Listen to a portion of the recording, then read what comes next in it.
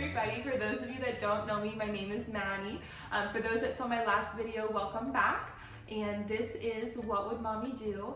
Today we're going to be talking about pumping, and I'm just going to kind of go over the basics. I'm not going to get into a deep dive of too much right now. I'll do some different videos with some specifics.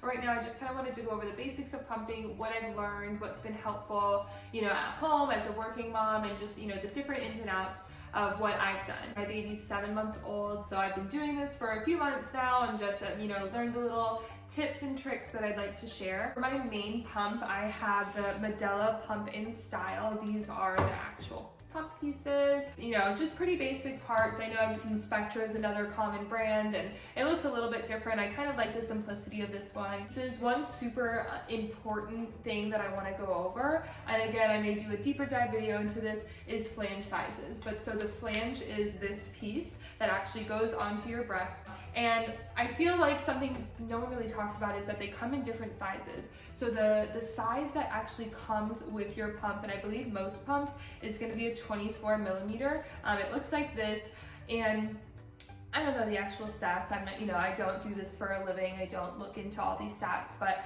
I've seen a stat before along the lines of only about 3 to 4% of women actually fit into the 24 millimeter, which is super strange because that's what comes with all the pumps. And no one talks about that. When I saw my lactation consultant in the hospital, she didn't say, let's make sure you're sized for the right flange. Let's make sure this works for you. I had my pump with me that was in my hospital bag, and we just didn't really talk about it. She was just like, oh, you have it? Great. Read those instructions. And I thought she was really good, but we just didn't really talk about it. So I'm on all these Facebook groups and people are talking about production output. There's, the two sides of production for milk production. Is it just enougher? There's people that don't produce, and then there's just enougher, and that's kind of where I fall, where you produce just enough to feed your baby, and then there's an overproducer. So in the just enougher groups and the people talking, they all try and come up with what's going to help with your milk supply and your milk production and output, specifically while pumping. The one thing that has helped me a ton is the flange sizes. And again, it's just super strange that they don't talk about it in the hospital because it's a huge help. It also can help make pumping less painful. They have charts that show, first of all, women are all different, body sizes are all different. That includes nipple sizes. So they have a chart that shows that this is what your nipple size is, this is the flange size that you should be in, and there's a whole formula of, you can measure your nipple, and if it falls here, add 5, and then you should be in this flange size. And I won't get into that right now. It's just important to know which size you are. But so I knew that this was a little bit big for me, so I went down to a 21, and I just went to Target and got a 21 millimeter. It's a little dirty, it's just been sitting in my pump bag. And I got the next size down. It was the only size down that Medela sells. They sell a size up, and they were out of it in the store, and then they sell one size down, and that's it. So I got that. It was better than the 24. I felt like I was still having the same problem, but it was definitely better. I liked this one that had the comfortable sides on it. So I used that for a little bit, and then I decided, it also can cause clogged milk ducts if you're using a size too big. So I decided, I was still getting a lot of clogged milk ducts. I wanted to try down a size, and Medela does not sell a size down. So I had to just go on Amazon. I'm not even sure what these brands are. Let's see, it says Nini Supply. I just looked what would convert to a Medela and what would be a size down. Nini Supply had them, so I just ordered a 19 millimeter, and that's even better than the 21. And they have, inserts for regular sizes, but I would just say getting the right flange size, super helpful, and I would definitely recommend talking to your lactation specialist about it. Some are specialized in that, some will bring it up, some will say you don't need it, you just need to put your pump on the highest section, which I was doing, and I definitely saw an increase once I sized down.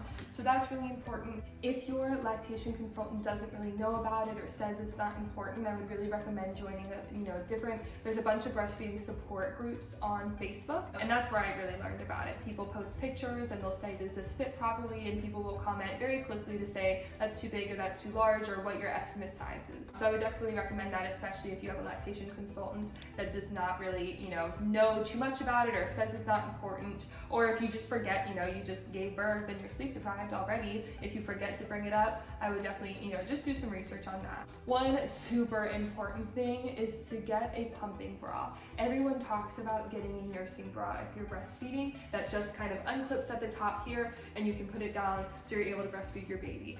No one really told me about a pumping bra, and that has been so helpful, especially because I'll pump while I'm working, I'll pump when I'm with the baby, and the pumping bra will just hold, like actually hold your pump here so you can be hands-free.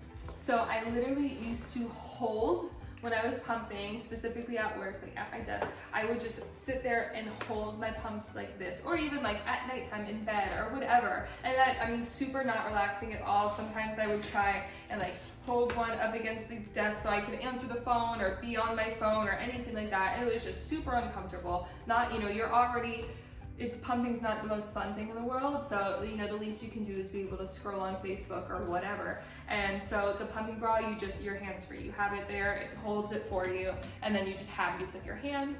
That's been a huge game changer for me. And I didn't even get one until I was like 5 months postpartum, so this is still a fairly new thing for me. But they're pumping bras and nursing bras, so it's kind of a 2-in-1. I would just skip the money on the just nursing bras and go ahead and get one that acts as a pumping bra too, because it's super helpful. One thing that really helped me as far as having a stash of pumped milk is you have to pump when you're gonna have a higher output. So at what point of the day are you gonna have a higher output?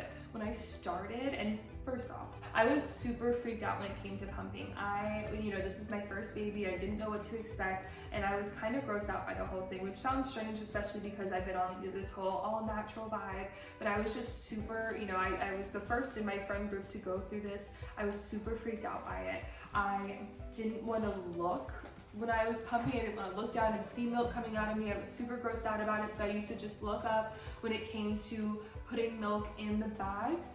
I would look away, I'd hold my breath. I was super creeped me out. I felt like I was a cow and I did not like it at all. If my husband would come in the room, I'd be like, don't look at me. And I just didn't like it. And of course you get used to it. And now I know, especially, when I have another child, I won't be freaked out. And that was a barrier in the beginning because I really, I missed out on a lot of times I could pump just because I hated the thought of it and I didn't want to be hooked up to it. But when I started pumping, I would go through the day. When I put the baby down, that's when I would pump.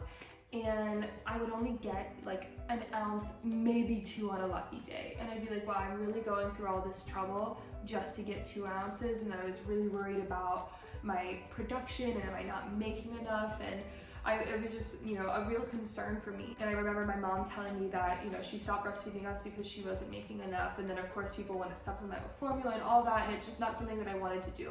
And it really worried me. And then I looked it up, and if you're breastfeeding a baby, like you spend all day breastfeeding a baby, the average that you're gonna get when you pump at the end of the day is a ½ ounce to 2 ounces. So I was like, wow, sometimes I'm literally reaching the max of that average. That's really good. So again, you really just need to, do research into this stuff to know, especially if you're worried about something. But one thing that really helped was instead of going all day breastfeeding my baby and then pumping at the end of the night, waking up either before the baby wakes up and pumping, because that's when you're the most full. If your baby sleeps a few hours, once you no longer have to wake them up to feed, baby sleeps a full hours, you get a little bit engorged, you're a little bit full, that's when you're gonna have the highest output. So I'll either wake up a few hours before my baby is gonna wake up and I'll pump then, or when my baby wakes up, I'll just pump on one side. And that was something I never thought of, that one of my mother's coworkers brought up. That was really helpful for her. So one thing that I struggled with when I was doing that, I was like, if you only plug in one side of your pump, this side has air coming through it and it's not gonna suction. So I would sit there with my thumb over it, and if my baby's eating from one side, I'm holding the pump on the other side because I didn't have my hands-free pump bra yet, and holding the thumb on the other side, it was just super uncomfortable. So on top of getting the hands-free pump bra, finding something that'll plug the other side of your pump is going to help, and you won't have to sit there awkwardly. So, my mom talked about just getting a cork, like a wine cork or anything, and shriveling it down so it fits in there. I was able to find this little, rubber thing that just kind of fits right over it, and it keeps, the suction for you. So you just plug it in, only one side, or if I wake up 30 minutes before my baby wakes up and I can get the pump on one side done before he wakes up and have the other side for him to eat from, it's just super convenient to be able to pump on one side. So you just block the suction on one side and you're able to pump with the other. So that's been really helpful. As far as actually cleaning your pump, one thing that I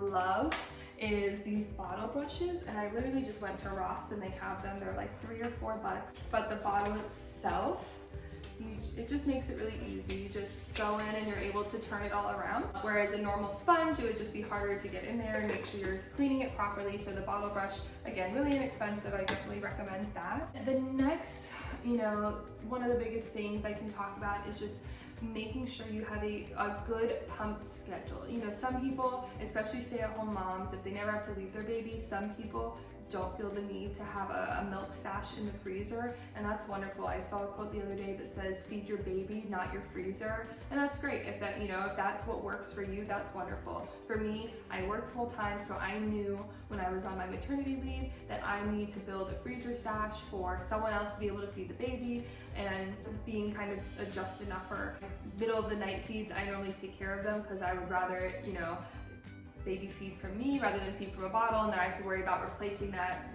bag of milk that we just went through in the freezer. But as far as going back to work, I knew I needed to have a little bit of a freezer stash. So when I got back to work, I didn't really know what my pump schedule was going to be, and I would just pump when I felt full, and it would normally just be 2 times a day, and that's not enough. I kind of went through my stash really quickly. It got down to I was just pumping, literally just everything I was pumping throughout the day would be everything he ate the next day, and there was no leeway there, and that just really stressed me out. So and my supply went down because normally I'm feeding my baby every 2 to 3 hours, and I'm only pumping 2 times a day in a 9-hour workday, and my supply went down.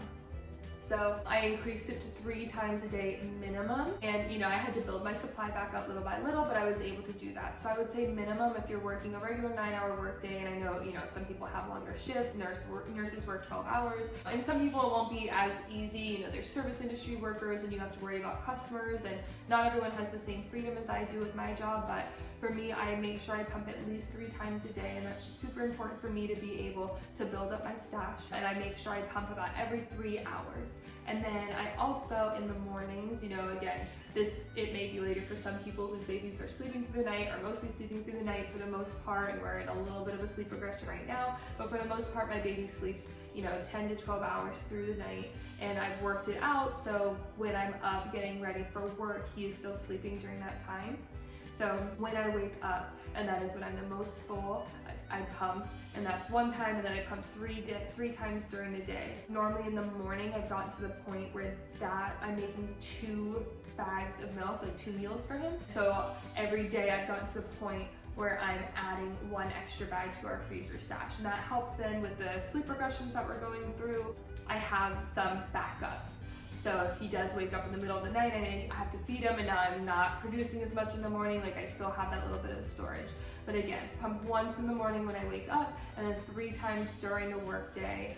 Sometimes I'll fit an extra one at night, but if I don't, I'm not super stressed about that. But having that strict schedule of knowing that these are the minimum amount of times I need to pump today to be able to replace what I use feeding my baby, that's really important. And I would say set those expectations before you go back to work, so you don't have to go through dwindling your supply and then having to build it back up like I did. As far as other products that I have and use related to pumping, I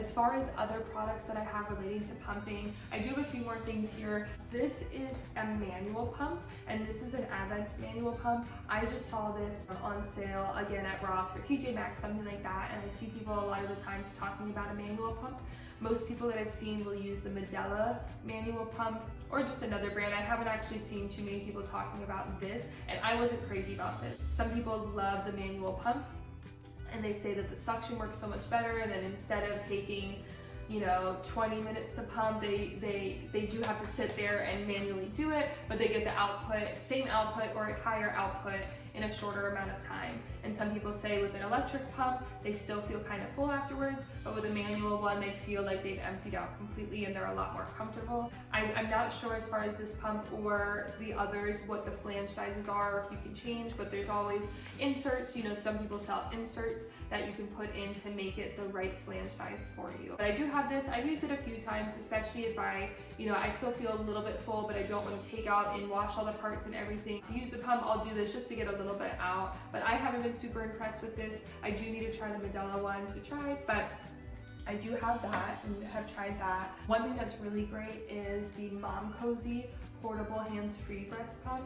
This is super great. I actually got it before I went to visit my mom, and it was, you know, a little over a 3-hour road trip, and I knew that I needed to be able to pump while driving, and I didn't want to, although I can plug this in, I have an outlet in the car, it's just a lot of pieces, whereas this you can just put right inside your bra, your nursing bra. It comes with extenders for your bra of the, you know, the nursing clip, so it makes it a little bit bigger so it doesn't feel super tight. And I'll do a video on this too, but it really comes in handy. I don't use it every day. I don't like it as much as my regular pump, but it comes in handy if I have to be on the road, if I have a meeting I have to drive across town to, and I don't have time to sit down at my office.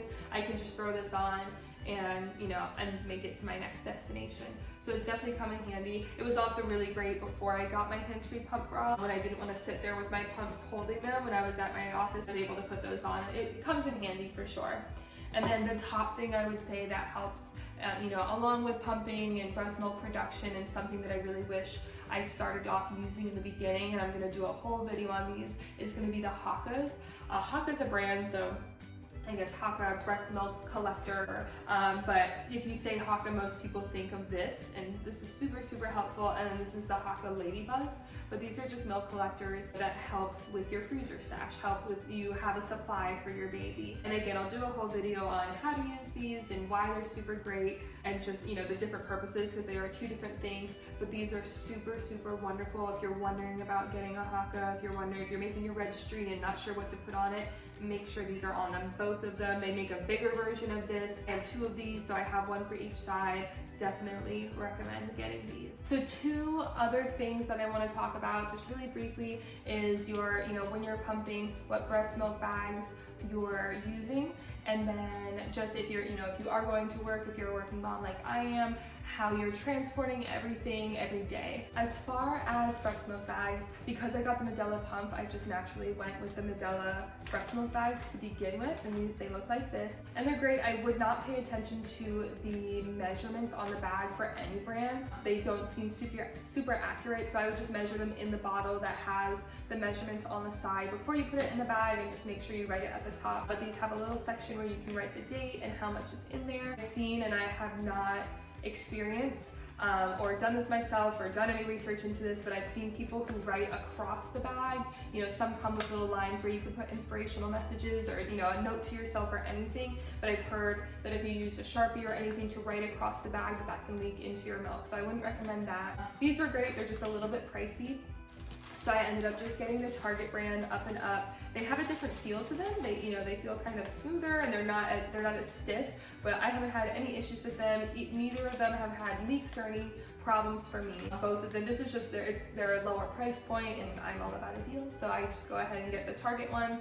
It's also the closest store to my office. I forgot to bring them before, or ran out while I was pumping at work, so I just run down the street and can pick those up. I have heard, but again, it hasn't been my experience, but I have seen that the Lancino bags and the twist bags that can hook up to a certain pump, I have heard that those leak. So I haven't tried those bags, just based on what I've heard, but I haven't experienced that at all. I heard that they leak once they've been frozen, and again, I do this so I can freeze them and take them out during the day, so I just haven't used that. Last thing that I would say is getting a good pump bag to transport everything. So I have this backpack. The bottom container is a cooler. So at the end of the day, I just throw, you know, all the milk in there with a, you know, sometimes with an ice pack so it stays cool on the ride home. And then the top part here, I won't show you because it's a little bit dirty, but this is where I put all of, you know, all my pump supplies. It has a, you know, a front case, some side cases. I have the chargers for the Mom Cozy portable pumps on the side here. I keep the bags on this side. So this, you know, this helps rather than having to put everything in a plastic bag or my purse. I like to have this and just throw it on my back in the morning before I come to the office. But that is really it. If you have any other questions relating to pumping, just let me know. And I'm going to do a deep dive on Flange Sizes, the Mom Cozy, the Haakas especially. If you have any specific questions that I can throw in there, just let me know. Go ahead and like and subscribe the video, leave a comment, and I will see you next time.